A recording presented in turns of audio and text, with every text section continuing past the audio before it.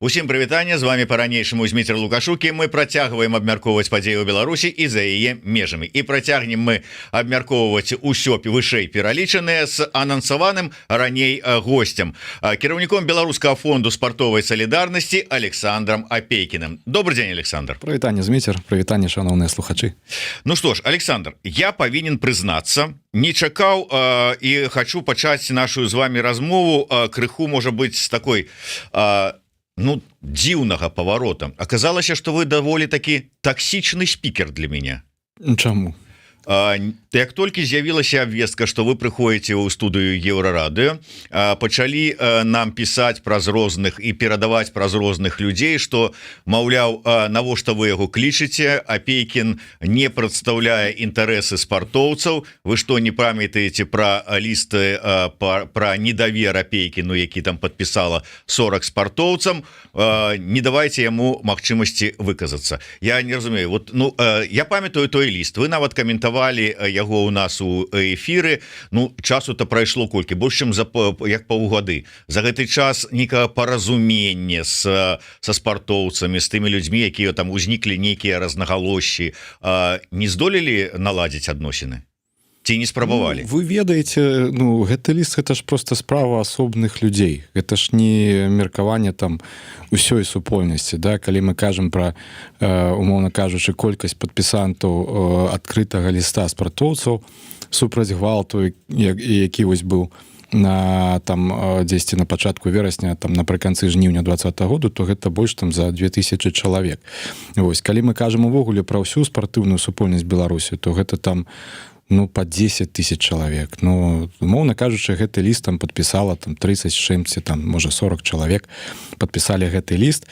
Палову з гэтых людзей я ўвогуле не ведаю, шчыра кажучы, хто гэтыя людзі. Вось. У астатнім гэта просто, я кажу, гэта прыватнае меркаванне людзей. Я магу знайсці такі самы ліст зрабіць, як я і казаў, гэта будзе ліст, напрыклад, даверу да Апейкіна, да, і там будзе стаяць на, не ведаю, там на 2 галасы болей, ці на 2 подпісы болей. Гэта ж не будзе ўвогуле нічога азначаць. Гэта просто прыватная там ініцыятыва, такія лісты ствараюцца ў дэмакратычным полі пастаянна. Ёсць як бы там, і вы ведаеце, ініцыятыўныя групы, якія падпісваюць лісты там і супраць Светланы Ціхановскай, і супраць там каардынацыйнай рады, і супраць там палка Каліновскага, і ўсё такое. Гэта ж мы жывем у дэмакратычнай прасторы, дзе кожны мае права на сваё ўласнае нейкае выказванне. Таму тут нейкія людзі, можа, былі нездаволены, яны выказаліся. Я выказаўся ў адказ. Вось, уласна кажучы, нічога ж і не змянілася. Просто я разумею выдатна, таму што перыядычна там мне пішуць у каментарах ці пішуць у прыват, там умоўна кажучы, навошта вы клічыце гэтага Усава, ён пастаянна толькі крытыкуе. Навошта вы клічыце Кавалеўскага, ён адбельвае рэжым. Навошта вы клічыце Вячорку, там усіх астатніх. Яно ж так не працуе. Яно так не працуе, і выбачайце, как бы, указваць журналістам, мы ўжо з палітыкамі напрацаваліся, якія, чаму вы нас крытыкуеце, мы в адной лодкі і гэтак далей. Как-то вот ужо наеліся ўсяго гэтага. Але тым не менш, ўсё ж такі, у гэтым лісце, вот я адмыслова яго адкрыў, можа быць прыватнае меркаванне там 1-40 чалавек, але досыць сур'ёзныя прэтэнзіі выказваюцца. Напрыклад, неналежнае выкананне ўзятых на сябе абавязкаў перад спартоўцамі, распаўсюд паклёпу. Кожнаму патрэбны прыклады. Разумееце, я да некаторых спартоўцаў, якія падпісалі гэты ліст, я звяртаўся. Уласна тэлефанаваў і пытаў: вось уласна да цябе, якія абавязкі я не выканаў? Вось уласна да цябе. Не, уласна да мяне ніякіх. Так, а навошта ты падпісваеш гэты ліст? Не знаю. Вось я ж кажу прыклады вось людзей, з якімі размаўляў з гэтых падпісантаў. Пакажыце прыклады. Вось вы, гэты ліст, гэта фактычна падсудная справа, рэальна. Гэта калі было жаданне, гэта можна падаваць было смела іск у суд. Просто, таму што гэта відавочны паклёп. Александр, але ўсё ж таки, вот я ж не сумняюся, там, ці скажем, ці недавер, вотум недавера не выказвае. Я просто каментую, да. Але кажу да таго, што, калі вы там, скажем, да аднаго, там, да другога, там, звярнуліся і пачулі такі адказ, ці не ўзнікла у вас жаданне там дазнацца, дакапацца, так, а хто за гэтым стаіць тады канкрэтна? Хто вот гэта ініцыянаваў? Я думаю, гэта ініцыяваў рэальна, мне здаецца, я магу памыляцца, але гэта ініцыяваў Степан Попов, такі есть беларускі самбіст, які там увесь час чымсьці незадаволены, там нейкія свае ўласныя амбіцыі, нейкая можа крыўда там, хаця ён з'яўляўся, я кажу, ён з'яўляўся такім сур'ёзным бенефіцыарам увогуле як бы дапамогі, і мне дзіўна, што ввогуле, калі паглядзець там гэты ліст, там некалькі прозвішчаў, якія рэальна яны атрымалі сур'ёзную дапамогу ад фонда. Это не там не 200, не 300 евро, гэта дапамога, якая дапамагла людзям рэальна адаптавацца ў эміграцыі, там пачаць нейкае новае жыццё і все такое. Это была сур'ёзная кампенсацыя, калі глядзець па памерах там гэтых выплат. Там у мяне як бы гэта і здзіўляе. Але такое часта бывае, кажу, людзі яны звычайна вось ввогуле ў дэмакратычным полі, ў дэмакратычнай супольнасці вось такое паводзінне даволі часта ўзнікае. Хаця ў прынцыпе я кажу, што там у 20-м годзе людзі былі незадаволены Лукашенко, тут яны незадаволены мною, там, можа гэта нейкая агульная незадаволенасць. Тым не менш, ведаеце, чаму я вырашыў ўсё ж таки з гэтай тэмы пачаць, таму што я хацеў менавіта так працягнуць тэму, ці дакладней пачаць тэму незадаволенасці, не тое што Апейкіным асабіста, але яго выказваннямі, але на іншую тэму, на палітычную.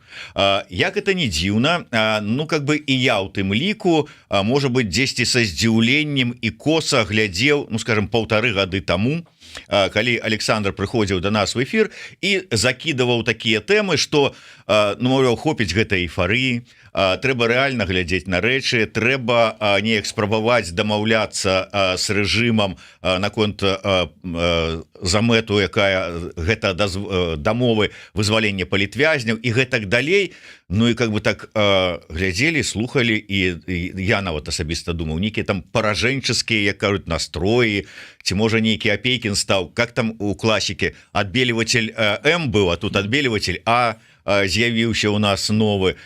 Але час прайшоў, і гэты тренд, Апейкін казаў тое у той час, калі гэта не было мейнстрымам, а зараз яно такое адчуванне, што становіцца мейнстрымам. Здзіўленне самого не выклікае, што зараз іншыя людзі, той же самы Кавалеўскі, зараз паўтарае тое, што вы казалі 1,5 гады таму.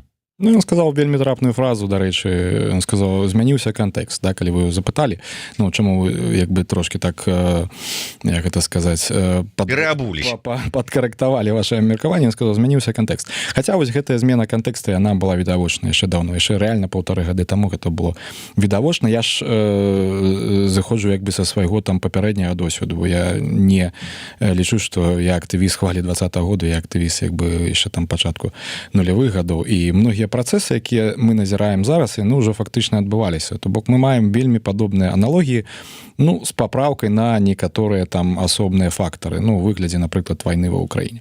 Але што тычыцца як бы беларускага грамадства і стану там і дэмакратычных сілаў, і працэсу, які адбываецца там пасля 20-го году, то ў прынцыпе прадказаць, што будзе далей, гэта было не складана.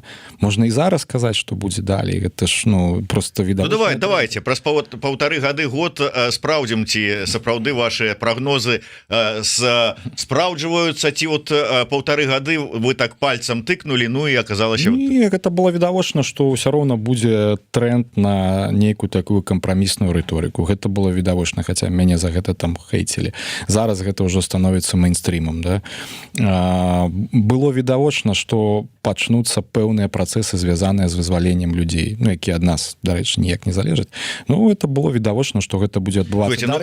Змена рыторыкі, ладно, я тут згодны. А па чым было зразумела, што пачнуцца працэсы вызвалення людзей? Гледзячы па дзеяннях тых самых губазікаў, не было ніякіх там прыкметаў. А не, гэта ўсё уціскаецца ў звычайную логіку як бы палітычных цыклаў, бо мы падобныя працэсы назіралі там пасля 2010 году там, да, і до 2015, тое, што зараз адбываецца, гэта вельмі падобна на тое, што там адбывалася ў 14-15 годзе. Дарэчы, і выбары такія трошки падобныя. Выбачайце, не было ні самалёта, ні вайны. Ну так, я кажу, асобныя фактары ёсць, але фактар усё ж такі зняцця нейкай унутранаграмадскай напругі, ён як бы будзе. І ён зараз ідзе, і ён будзе проста пашырацца, вось гэты фактар. Я канстатую, што там у наступным годзе ўжо ў прынцыпе не будзе нейкіх там масавых рэпрэсій. Ну яны і так не вельмі масавыя зараз. Яны ёсць, але яны не вельмі масавыя. Ну масавыя гэта што вы маеце на ўвазе? Масавыя гэта калі... Я вам канкрэтна скажу, калі 31 чалавек быў памілаваны Лукашэнкай, у гэты ж дзень 70 чалавек было затрымана. Гэта не масавая рэпрэсія? Я бы ўсё ж таки казаў, што гэта бліжэй да штучных рэпрэсій. Гэта бліжэй да кропкавых такіх рэпрэсій. Гэта вы зразумееце, гэта не адбіваецца ніяк фактычна на жыцці звычайнага грамадства. Ніяк не адбіваецца. Гэта толькі мы назіраем за палітычным полем, гэта толькі мы сочым за грамадскім жыццём, і нам здаецца, што гэта рэальна істотна, важна, і гэта неяк там хвалюе грамадства. Звычайнае грамадства гэта не асабліва хвалюе. Я кажу проста як ёсць. Вось, таму казаць, што рэпрэсіі, дарэчы, былі ў Беларусі заўжды. І вось тыя людзі, якія зараз там падпісваюць нейкія лісты там і так далей, у меня только пытанне да іх, ці не ведалі яны, што раней жылі ў дыктатуры? Вось, ну, яны это не ведалі. Змяніўся кантэкст. Змяніўся кантэкст, добра. Ну, вось я і кажу, што будзе адбывацца вось у той змене кантэкста, якая зараз вось як бы ёсць, пра якую там казаў Валер Кавалеўскі. Што будзе адбывацца? Я думаю, што пасля выбараў, магчыма, нават да выбараў, ўсё ж такі вялікая колькасць палізняволеных, ну, там адносна вялікая, яна будзе вызваляцца. Ну, вялікая, это вы што маеце на ўвазе? Я думаю, што калі будуць адбывацца пэўныя працэсы, у тым ліку ў дэмакратычных сілах, як бы вам гэта сказаць? Гаварыце прама. Гавару прама. На сённяшні дзень дэмакратычныя сілы не маюць абсалютна ніякага патэнцыялу на ўплыў на жыццё ўнутры краіны. Ніякага, абсалютна. Ну, яны з 20-го года і не мелі ўжо, ў прынцыпе. Усё ж такі была нейкая пэўная суб'ектнасць у 21 годзе, 20-21 годзе была нейкая пэўная суб'ектнасць. На сённяшні дзень вось гэтай суб'ектнасці яе няма. Яе няма ні ў Святланы Ціхановскай, і няма ні ў аб'яднанага пераходнага кабінета, ні ў каардынацыйнай рады, няма гэтай суб'ектнасці. Мы фактычна маем нулявы патэнцыял. Я кажу, як ёсць, я магу казаць так, як будзе падабацца дэмакратычнай аўдыторыі. Но я лічу, што гэта, ну, будзе не шыра, гэта будзе крывадушна. Я кажу, як я думаю і як, у прынцыпе, яно ёсць. Я думаю, правільна будзе канстатаваць некаторыя рэчы, проста каб зразумець, што можна было прабіць далей з гэтым. А калі канстатаваць і казаць пряма, то на сённяшні дзень дэмакратычная супольнасць, яна мае нулевы патэнцыял уплыву на працэсы ўнутры краіны. Нават больш, я скажу, што вось сённяшні стан такі, знаходжанне там, да, у эміграцыі, такі эміграцыйны цэнтр, ён замінае фактычна ўзнікненню унутры Беларусі, ну, нейкіх зачаткаў, як бы, да, вось нейкай новай дэмакратычнай супольнасці замінае, таму што мы фактычна як бы манапалізавалі, ну, нейкія зносіны як бы са знешнім светам, мы манапалізавалі як бы нейкія зносіны і з міжнароднай грамадзянскай супольнасцю, з медыа і гэтак далей. Чым замінае? Вон, глядзіце, Андрэй Дзмітрыеў і працягвае рабіць, і нават вон ездзіць у Бундестаг сустракаецца. Так, але, бачыце, ён не, як это сказаць, ён застаецца ўсё роўна па-за увагай. Хаця да Дзмітрыева мне вельмі вялікая павага, я рэальна лічу яго мужным чалавекам, які, ну, на сённяшні дзень, магчыма, з'яўляецца адным з самых перспектыўных беларускіх дэмакратычных палітыкаў. Я спрабую там сачыць за ягонымі прамымі эфірамі. Ён рэальна класна прамаўляе, ён гаворыць вельмі актуальныя для беларусаў унутры краіны рэчы. Наша рыторыка, я кажу пра палітыкаў эміграцыі, яна ўжо не трапляе у разуменне, у нейкую там актуальнасць, у нейкую штодзённасць беларусаў унутры краіны. І ў прынцыпе тренды, якія будуць адбывацца, яны ідуць у бок таго, што ўсё ж такі жыццё беларусаў у Беларусі, знешнія стасункі, знешняя палітыка, унутраная палітыка, яна будзе вызначацца людзьмі унутры краіны, не намі. Всё, наш час ужо як бы мінаваў. Мы зараз такая як бы фактычна дэкарацыя, якая дажывае апошнія дні. Это як ёсць, трэба гэта проста разумець. Это, ну, там адлік ідзе на нейкія там месяцы, магчыма. далей ужо будзе відавочна, будзе перабудова як бы ўнутры беларускага грамадства. Ну і натуральна будзе просто до конца даводзіцца эрозія вось гэтай дэмакратычнай супольнасці, трансфармаваць якую, перабудаваць якую так і не атрымалася. Вось, дарэчы, у Павла Усава калісьці былі даволі добрыя з майго пункту погляду прапановы па перабудове такого рэстарта, перазапуску дэмакратычнай супольнасці. Ну, на жаль, гэта як бы так і засталася прапановамі.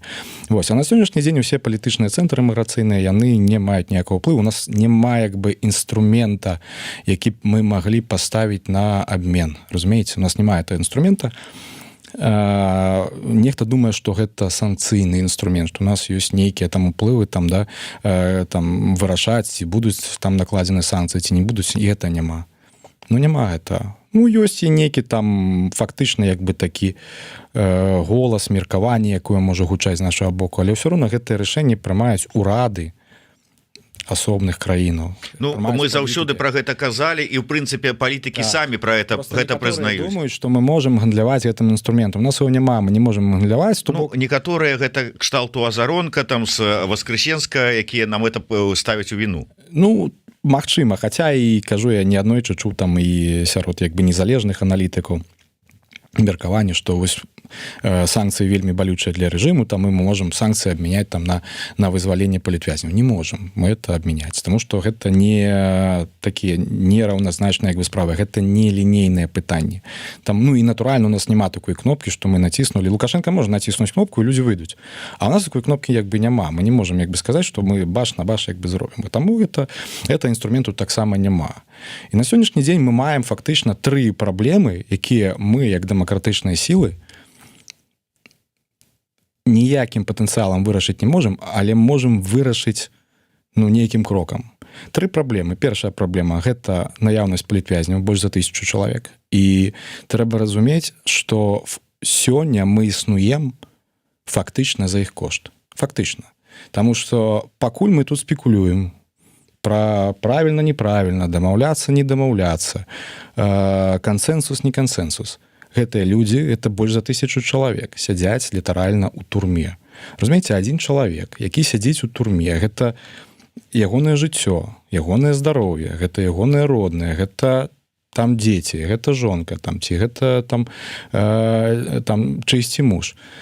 А мы не ўлічваем гэта. Мы гэта нават не разглядаем. Мы як бы спекулюем, што нам там як бы рабіць, каб захавацца нам самім тут і там неяк паўплываць. Паўплываць ніякім чынам не атрымаецца. Так вось праблема нумар 1 гэта палізняволеныя, вызваліць якіх можа толькі Лукашенко.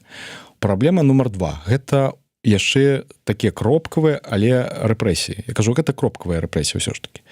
І праблема нумар 3 гэта вялікая колькасць беларусаў у эміграцыі, якая не можа зараз вярнуцца ў Беларусь. Вось гэта ты праблемы, якія мы не маем патэнцыялу ніякага вырашыць, таму што час, калі мы маглі дамаўляцца там нейкія там рабіць там прапановы і так далей, ён ужо даўно мінаваў.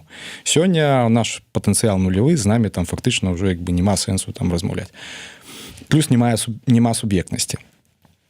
І калі казаць пра нейкі крок, каб вырашыць фактычна там ці мець, я кажу, это зараз просто адзін са сцэнараў. Я не кажу, што гэта прапановы, трэба рабіць гэта зараз. Гэта адзін са сцэнараў, потому што я іншых сцэнараў там, ну іх можна намаляваць 5, але там яны ўсе малаверагодныя. Адзін са сцэнараў, які ў прынцыпе і падказвае як бы сама прапаганда дзяржаўная. Ну я б не казаў, што там прапаганда добра. Хай гэта будзе там афіцыйныя медыйныя рэсурсы. І якая можа дазволіць рэальна вярнуць суб'ектнасць нейкую, там, Светланы Ціхановскай, дэмакратычным сілам. І вырашыць гэтыя 3 праблемы, і гэта, я кажу, гэта падказваюць самі там афіцыйныя гэтай крыніцы. Гэта самароспуск. Гэта самароспуск. Ён і так адбудзецца. Праз 3, там, 4 месяцы. Мы і так падзем у такую эрозію, што мы не зможам нічого вырашаць. Это адзін са сцэнараў. Я не кажу, што гэта прапанова, я не кажу, што я на гэтым зараз настойваю, што гэта трэба рабіць, гэта адзін са сцэнараў. Гэта самароспуск дэмакратычных сілаў, гэта нейкі зварот да Лукашэнкі, з просьбай вызваліць людзей. Гэта можа быць зварот, які, я кажу, это зварот, які змяшчае там прапанову вызваліць людзей, спыніць унутраныя рэпрэсіі, дазволіць людзям, якія зараз у эміграцыі, бесперашкодна вярнуцца ў краіну. Узамен на самароспуск. Гэта адзінае, што мы можам зараз, в прынцыпе, паставіць на вагі. Ну, нічого больш няма. Так, спадар Александр, ну, па-першае, как бы, Мічэ просто вот праз данат патрабуе адказаць на пытанне. Ну, тут я працытую, як ёсць, ну, как бы, можна было смікшыраваць, але на які канец давяць Апейкіну? Ну, карацей кажуць, якую частку цела заціснулі в абцугі? Ведаеце, я ў 20-м годзе, як прынцыпе і раней, я заўжды выступаў за сваё ўласнае права казаць тое, што я думаю. Для мяне свабода — гэта выказваць свае ўласныя думкі. Не падладжвацца ні пад нікога, не падладжвацца пад нейкую кан'юнктуру і так далей. Выказваць свае ўласныя думкі. Шчырасць — гэта лепшая палітыка. Як казаў, в прынцыпе, Вінстон Чэрчыль. Мы павінны быць шчырамі. Уся праблема ў тым, што ў нас вялікая колькасць палітыкаў дэмакратычных, яны падладжваюцца пад кан'юнктуру. Яны даволі кан'юнктурна выглядаюць, не шчыра выглядаюць. Ці там як бы ствараюць наратывы, якія рэальна заводзяць як бы беларускае грамадства ў нейкі зман. Ну, нейкі туман такі заводзяць. Не патрэбна гэта. Мы павінны гэты туман як бы ўжо зняць. Мы павінны ўжо рэальна канстатаваць некаторыя рэчы. Што вось гэтыя 3 праблемы, яны зараз самыя актуальныя. Яны не вырашальныя ў плане того, што мы маем нейкі патэнцыял вырашыць гэтыя праблемы ў кароткатэрміновай перспектыве. Я кажу яшчэ раз, калі мы гэтае пытанне не вырашаем, людзі многія застаюцца сядзець на шмат гадоў. Сотні людзей застануцца сядзець на шмат гадоў. Фактычна выратоўваючы сваім як бы вось такім пребываннем у турме наше існаванне. Калі мы палітыкі, і я ўжо кажу тут нават не як там грамадскі дзеяч, я кажу ўжо больш як менеджер, да? Менеджер, які там гаворыць пра нейкую эфектыўнасць. У нас няма зараз іншага эфектыўнага інструменту выпусціць людзей з турмы, спыніць рэпрэсіі і вярнуць людзей у Беларусь. Свабодна вярнуць людзей у Беларусь. Няма іншага інструменту, мы нічого не зробім.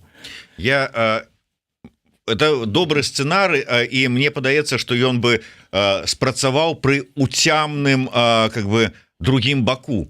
Але вы што сапраўды верыце, што умоўна кажучы, Ціхановская кажа, ўсё, я і не хацела асабліва, іду да хаты к дзецям і буду там дзяцей выхоўваць і займацца сямейнымі справамі. Латушка там, я не ведаю, пачынае займацца выпускам відэапрадукцыі, открывае там кінастудыю сваю, я не ведаю, там умоўна кажучы, вы з'язджаеце ва ўкраіну, куды вы, дарэчы, збіраецеся, і там займаецеся там спортам ці іншымі справамі. Усё, чыстае поле няма. І што? І тады Лукашенко такі: ну раз Ціхановская з Латушкам няма, і вот Апейкін ужо как бы вот не выступае, я уже не кажучы пра ўсіх астатніх.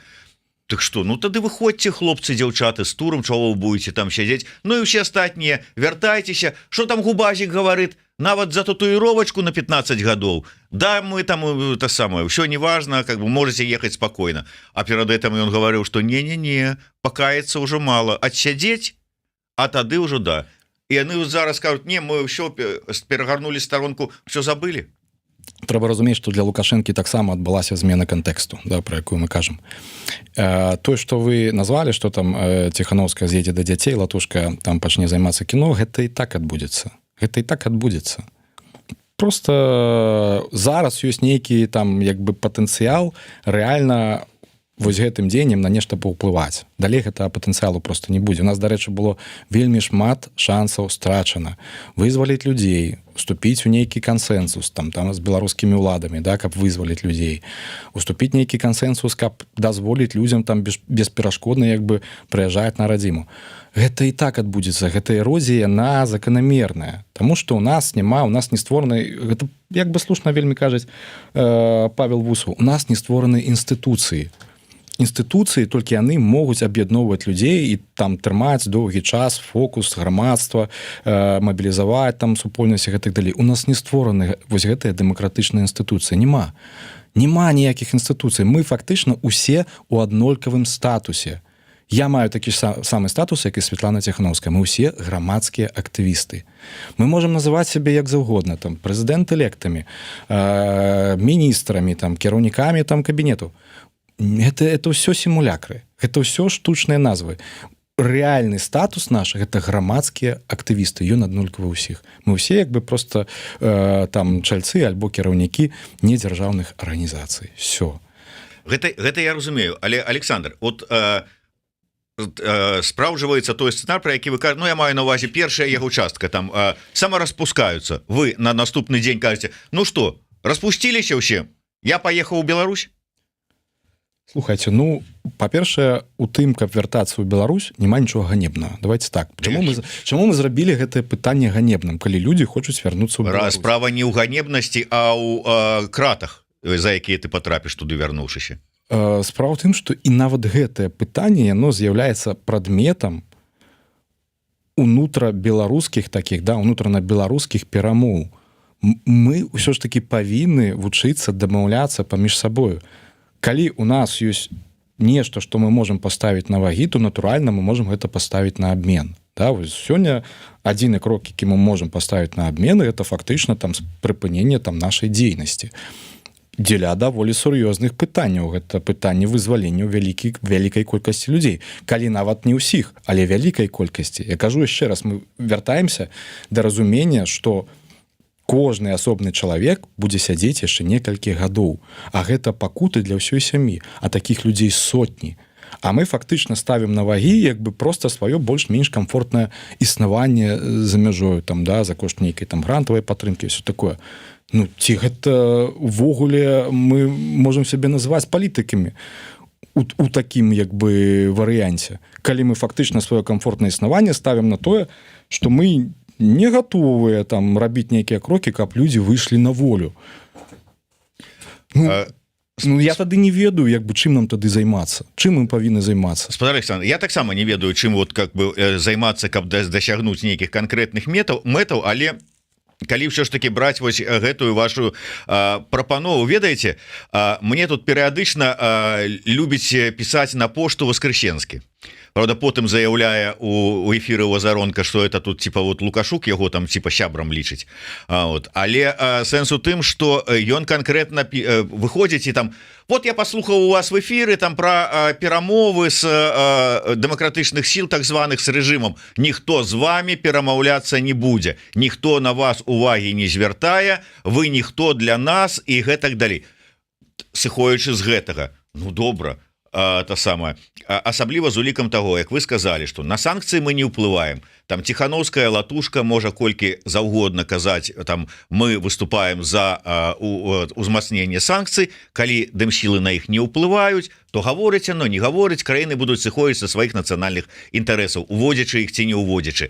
Шмат кажуць про тое, што трэба ўсё ж таки аддзяляць рэжым ад беларусаў, і таксама палітыкі заходнія, слухаючы гэта, кажуць да, а потым Літва сыходзіцца сваіх нацыянальных інтарэсаў выдаваць ВНЖ чарговаму беларусу ці не выдаваць. У такім выпадку што Лукашэнку ад таго, што сышла там Ціхановская с Латушкам і Апейкіным некуды і з усімі астатнімі? Ну сышлі, вы для мяне былі ніхто, хай сядзяць як захачу, так і будзе.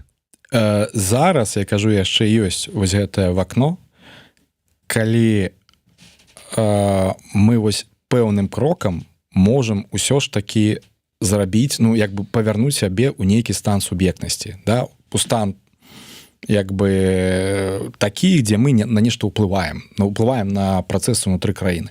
Гэта вось рэальна вузкае вакно, калі вось гэтым крокам можна рэальна паўплываць на пэўныя працэсы. І ў прынцыпе як бы сігналы рэжыму яны пра гэта кажуць, яны ў прынцыпе самі транслююць там пра свае там афіцыйныя, неафіцыйныя там праз прапагандысту, яны самі транслююць гэты месседж, да? Я думаю, гэты месседж ён як бы ўзнікне на пустым месцы. Вось. Але, я кажу, пройдзе час, нават гэтага месседжу не будзе. І рэальна тады тое, што кажа Воскресенскі, яно стане як бы рэальнасцю.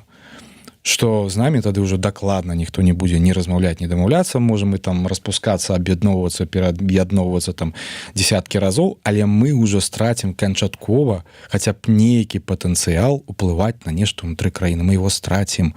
Это просто заканамерна адбываецца з усімі дэмакратычнымі сіламі, там структурамі, урадамі ў эміграцыі.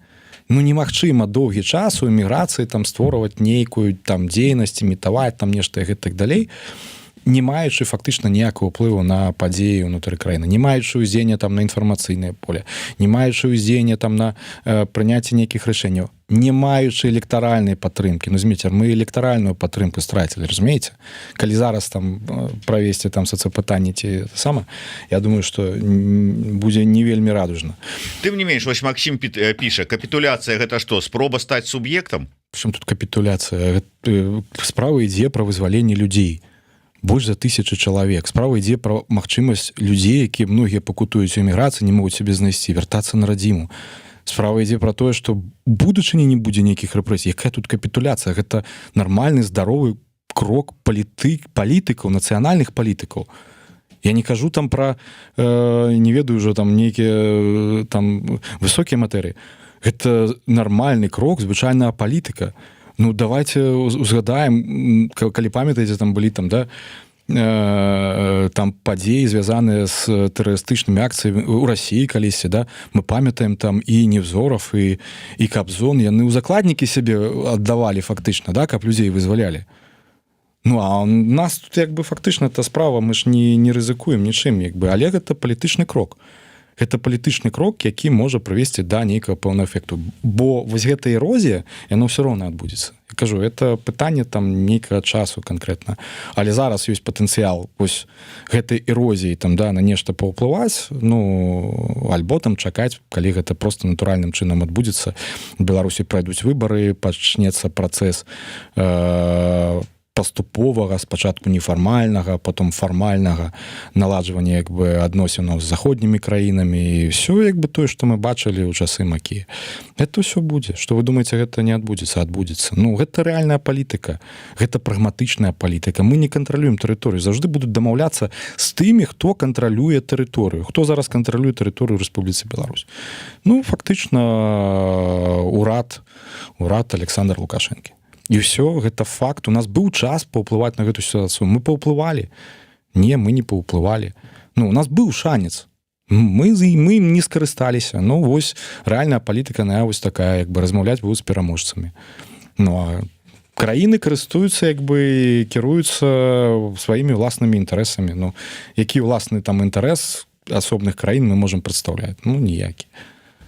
Так, давайте, можа быць... Я кажу, гэта гарачая тэма, гэта можа там выклікаць нейкае абурэнне, незадаволенне, гэта можа для кагосьці будзе гучаць балюча, але вось тое, што, як вы казалі, 1,5 гады было сказана, зараз гэта адбываецца, вось, ну, прыкладна тое ж самае будзе адбывацца трошкі пазней. Ну, тое, што выкліча абурэнне, дык это, ведаеце, тут как бы і далёка хадзіць не трэба было, я ведаю, што гэта будзе. Вот табе, кай ласка, адзін за адным каментары, просто вот... Ну, выдатна. Хопіць зваць прахадзімцаў в эфір.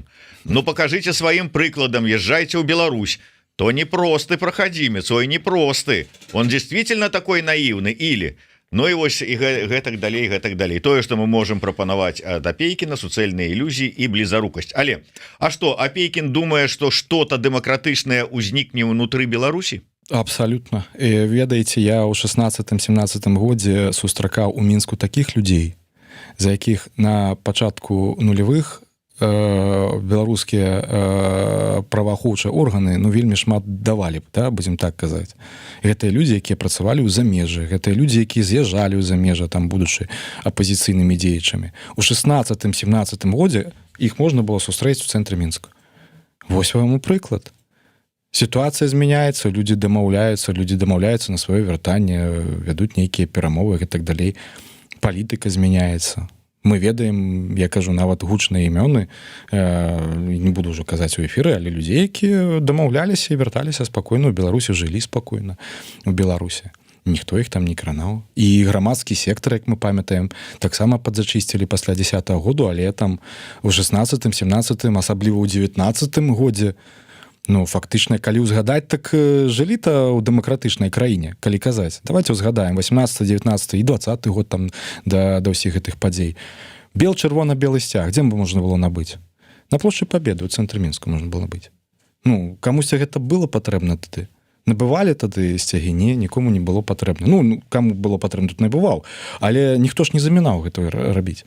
Калі ласка, карыстайцеся сімволікай, там, калі патрэбна. Мова. Хто забараняў размаўляць на беларускай мове? Мне ніхто ніколі не забараняў. Рэальна. Ніводнага выпадку не было, што я прыйшоў кудысьці, мне сказалі, не размаўляйце, калі ласка, на беларускай мове. Ніколі такого не было. Проста мова нікому не была патрэбная той часы. А зараз вось усе там сталі моўнымі інспектарамі там і ўсё такое. Ну, так і... Павер, вернецца ўсё гэта таксама вернецца, але гэта не вернецца праз ультыматыўны сцэнар, разумееце? Чым болей мы будзем ставіць нейкія ультыматумы, там высоўваць нейкія там жорсткія прапановы, прапазіцыі, агучваць там свае патрабаванні, тым менш мы будзем атрымліваць. Гэта так не працуе. І самае галоўнае, я падкрэслю, гэта нашы унутрабеларускія пытанні. Мы не павінны іх вырашаць пры падтрымцы там ці за кошт суседзяў там ці з прыцягненнем нейкіх пасярэднікаў. Гэта пытанні, якія мы павінны вырашаць у сваёй хаце паміж сабою. І это адзіны эвалюцыйны нармальны шлях грамадства. Мы праз гэта ўсё таксама павінны прайсці, і як грамадства павінны эвалюцыянаваць. І зрабіць, і кожны бок, я ўпэўнены, ён зробіць высновы. Вось гэта ўсё. Так, коротко, вот я не зусім разумею пытанне, но, можа быть, вы зразумееце. Так, тое, што адбываецца, гэта што, не штучныя рэпрэсіі, і вы хочаце лишыць Егорова грантов? Я не ведаю, якіх вы Егорова грантаў хочаце лишыць. Не ведаю. Не, ну, усе дэмакратычныя сілы хочаце... Нікога нічога не хочу там пазбаўляць. Я вельмі рады заўжды, калі у людзей атрымліваецца рэальна быць канкурэнтным на рынку сацыяльных ідэй. Гэта круто, грантавая падтрымка, гэта не кепска, яна існуе ва ўсім свеце. Многія сацыяльныя установы, грамадскія установы, арганізацыі, яны існуюць за кошт грантавай падтрымкі. Гэта нармальна. У нас просто слово гранты, оно атрымала вось такі адценак нейкі вельмі негатыўны. Гэта абсалютна нармальна, гэта значыць, што ідэя, яна канкурэнтна здольная, яна запатрабаваная там. Ну, калі не ўлічваць тое, што да 20-го года самым вялікім грантасосам у Беларусі была дзяржава. Так, была дзяржава. Так. Таму давайте не пра гранты, але у тым не менш пра грошы і пра падтрымку, пра дапамогу і пра салідарнасць. Па-першае, я хацеў бы зрабіць такую аб'яўку. Ведаеце, вельмі шмат розных збораў, заклікаў, канцэртаў ці яшчэ што-небудзь. Я вельмі рэдка звяртаюся да нашых гледачоў, і тыя менавіта зборы ці імпрэзы, якія лічу сапраўды вартыя, годныя, ну і цікавыя для мяне. Таму, па-першае, я хацеў бы вас звярнуць увагу на збор, які аб'явіў камандзір палка Кастуся Каліноўскага, Павел дядька Шурмей. Яны пачалі калядныя акцыі, калядны збор для дзяцей загінулых ваяроў. Калі ласка, давайте дапаможам, падтрымаем і зробім дзецям нашых загінулых герояў ваяроў, беларускіх добраахвотнікаў такі падарунак на каляды, хаця б невялічкі кавалачак такога, можа быць, радасці і нечага светлага. Я папрашу, каб далі зараз спасылачку тут у нас у каментатарскай, вось адразу далі наш крэатыўны СММшчык, збор падтрымку на калядны збор, які аб'явіў Павел дядька Шурмей. І яшчэ, я думаю, вы ўжо чулі інфармацыю пра тое, што зрабілі паводле апавядання нашага выбітнага пісьменніка Владимира Орлова ордэн белай мышы. Спектакль вольныя купалаўцы быў асабіста на прэм'ере ў Варшаве. Выдатны спектакль. Калі ласка, тым, хто ў Беластоку і ці побач з ім, 11 снежня гэты спектакль едзе да вас, абавязкова наведайце. Так, Александр, давайте да іншай тэмы, да спартовай. Усё ж таки, я читаю ваш телеграм-канал. Дарэчы, раю ўсім подписываться на телеграм-канал Апейкіна. Так, як он там, Апейкін Кропка спорт. Ранее еще было там про рок-н-ролл и все остальное. Рок-н-ролла уже нема. Да. Нема уже рок-н-ролла, все. Дрозды все съели, склевали. Рок-н-ролл мертв. А мы еще не. Так что, так, тому вы писали про вот гэтую ситуацию с призначением, ці абраннем на посаду кіраўніка Международной Федерации фехтавання олигарха российского. Гэта першыя ластаўкі, потому что я, напрыклад, не чуў, каб гэты олігарх там та самая асудзіў вайну, адмовіўся там ад Путина там ці яшчэ-нибудь что-нибудь такое. Вот что гэта, что, як вы ацэньваеце? Ну так, это першыя ластаўкі, это пачатак, ну, такой пэўнай нармалізацыі. Я б не сказаў, что гэта вяртанне там рускага свету, гэта вяртанне міжнароднага спорта у той стан, у якім ён просто быў да вайны ва Ўкраіне. Трэба разумець, что спорт і некаторыя федэрацыі, асобныя віды спорта, яны вельмі такія чутлівыя да розных зменаў, яны вельмі залежаць ад нейкага такога спонсарскага там фінансавання. Ёсць натуральна такія віды спорта, як футбол, там як баскетбол, NBA, хоккей, якія могуць жыць там з рэкламных кантрактаў, якія могуць жыць там з продажу тэлеправоў, якія могуць жыць там з продажу квіткоў. А ёсць віды спорта такія індывідуальныя, як фехтаванне, там як барацьба, як самба, як гімнастыка і ўсё такое, дзе ну няма як бы такога попыту, дзе няма такіх вялікіх грашэй, і многія міжнародныя і не толькі міжнародныя, але і нацыянальныя федэрацыі, яны існуюць фактычна, ну там праз нейкую такую як бы спонсарскую падтрымку, якая не манетызуецца, да, то бок это фактычна мецэнацтва.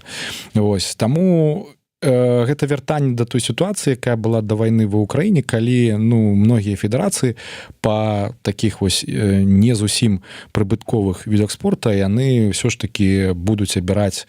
Это не абавязкова там нейкіх расійскіх кіраўнікоў, але яны будуць абіраць кіраўнікоў не зважаючы на нейкую магчымую таксічнасць гэтых людзей, не зважаючы. Калі будзе стаяць пытанне аб наяўнасці фінансавання, грашовай падтрымкі, нейкі такі облік амараля, альбо там нейкая рэпутацыя там кіраўніка гэтай федэрацыі, яна ніякім чынам уплываць не будзе. Ну, альбо будзе ўплываць не вельмі там значным чынам. І гэта просто будзе, я кажу, гэта будзе адбывацца, бо паступова свет усё ж такі там адпускае там ад гэтага шоку вайны ва Ўкраіне, паступова і гэты парадак дня, мы разумеем, ён ну зыходзіць там на другі, на трэці, на чацвёрты план. Вось у многіх краінах вайна ва Ўкраіне ўжо там не з'яўляецца там да тэмай нумар адзін даўно. Ну і грамадства натуральна таксама ўжо пачынае як бы глядзець на нешта па-іншаму. Таму катастрофы нейкай там суцэльнага такого вяртання рускага свету яго не будзе там у бліжэйшыя часы, але такія асобныя фігуры яны будуць натуральна ўзнікаць. Ну гэта тренд таксама, гэта тренд. Ну а кіраўнікі, ладно, фігуры там можа быць там бізнес, ще справы, а здымаць гэтыя свае абмежаванні, санкцыі там на ўдзел спартсменаў і гэтак далей, гэты працэс як? Это будзе доўга, гэта не будзе хутка, гэта тычыцца і беларускіх спартоўцаў, гэта не адбудзецца вось ну вельмі так нечакана. Хаця многія спадзяваюцца, што там зараз прыйдзе Трамп да ўлады, зараз там пачнуцца сур'ёзныя рэформы, там скасаванне гэтага ліберальна-дэмакратычнага там парадку дня, там уплывы там на ўсе працэсы вяртання Расіі і ўсё такое. У пэўнай ступені гэта будзе як бы адбывацца, але я кажу, што гэта не хуткі працэс. Я б сказаў на сённяшні дзень мая ўласная ацэнка, што паўнавартаснае вяртанне, калі мы кажам, што там прыпыненне баявых дзеянняў там будзе ў бліжэйшыя часы, там бліжэйшыя месяцы, нават калі вось браць там кропку адліка там нейкі сакавік ці красавік, то ўсё роўна гэта зойме там 1,5-2 гады. Гэта паўнавартаснае вяртанне беларускіх там расійскіх атлетаў на міжнародную арэну. Магчыма, будуць паступовыя паслабленні, якія звязаны з допускам па камандных відах спорта, бо зараз пакуль толькі індывідуальныя атлеты выступаюць, але могуць пашырыць крытэрыі нейтральнасці на камандныя віды спорту. Вось ужо зараз, напрыклад, у міжнароднай федэрацыі там воднага спорту там ужо дазволены эстафеты, ужо дапушчаны атлеты ў эстафетах. Гэта ўжо фактычна як бы такое каманднае дзеянне. Вось, таму гэта будзе адбывацца паступова, але паўнавартасна гэта не вельмі хутка будзе. Дарэчы, цікавяцца, ці быў Апейкін на матчы Легія Дынама і за каго заўзеў?